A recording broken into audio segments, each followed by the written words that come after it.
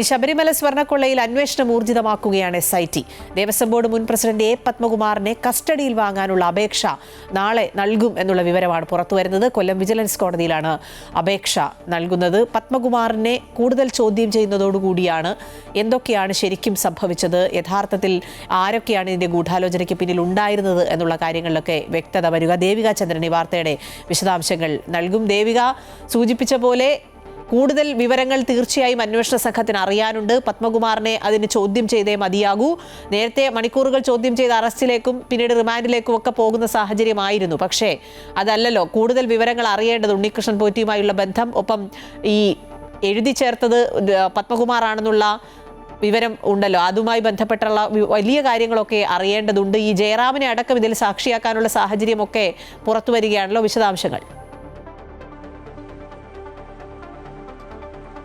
അഖില, ഈ ശബരിമലയിലെ കട്ടിളപ്പാളിയിലെ സ്വർണ്ണപ്പാളി അടർത്തി മാറ്റിയത്, ഈ ദ്വാരപാലക ശില്പങ്ങളിലെ സ്വർണ്ണപ്പാളി, തൂണുകളിലെ സ്വർണ്ണപ്പാളി, ഇവയെല്ലാം അടർത്തി മാറ്റിയ കേസുകളിലാണ് നിലവിൽ അന്വേഷണം നടക്കുന്നതെങ്കിലും ഈ കട്ടിളപ്പാളിയിലെ സ്വർണ്ണപ്പാളി ഉണ്ണികൃഷ്ണൻ പോറ്റിക്ക് കൈമാറിയതുമായി ബന്ധപ്പെട്ട കേസിലാണ് നിലവിൽ 2019 ഈ ഒരു സംഭവം നടക്കുമ്പോൾ ആ കാലഘട്ടത്തിൽ ദേവസ്വം ബോർഡ് പ്രസിഡന്റായിരുന്ന A. പത്മകുമാറിന്റെ അറസ്റ്റ് രേഖപ്പെടുത്തിയത്.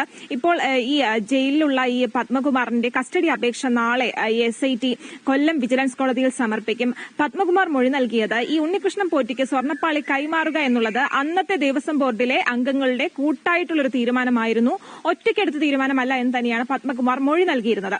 ആ മൊഴിയുടെ അടിസ്ഥാനത്തിൽ കൂടുതൽ വിവരങ്ങൾ ശേഖരിക്കാൻ വേണ്ടിയാണ് പ്രത്യേക അന്വേഷണ സംഘം കസ്റ്റഡി അപേക്ഷ നൽകുന്നത്. അതിനുശേഷം സന്നിധാനത്ത് നിന്നും ഈ SIT ചില സാമ്പിളുകൾ ശേഖരിച്ചിരുന്നു. അതിന്റെ ഫോറൻസിക് പരിശോധന കൂടി പൂർത്തിയായ ശേഷമായിരിക്കും മറ്റുള്ള അറസ്റ്റുകളിലേക്ക് SIT കടക്കുക എന്ന് തന്നെയാണ് മനസ്സിലാക്കാൻ സാധിക്കുന്നത്. ഇപ്പോൾ വരുന്ന വിവരങ്ങൾ അനുസരിച്ച് മുൻ ദേവസ്വം ബോർഡ് അംഗങ്ങളെ കൂടി, അതായത് ഈ ശങ്കരദാസ്, ജയകുമാർ എന്നിവരെ മുൻപും ഈ ചോദ്യം ചെയ്തിരുന്നു. ശങ്കരദാസ്, വിജയകുമാർ എന്നിവരെ മുൻപും ചോദ്യം ചെയ്തിരുന്നു.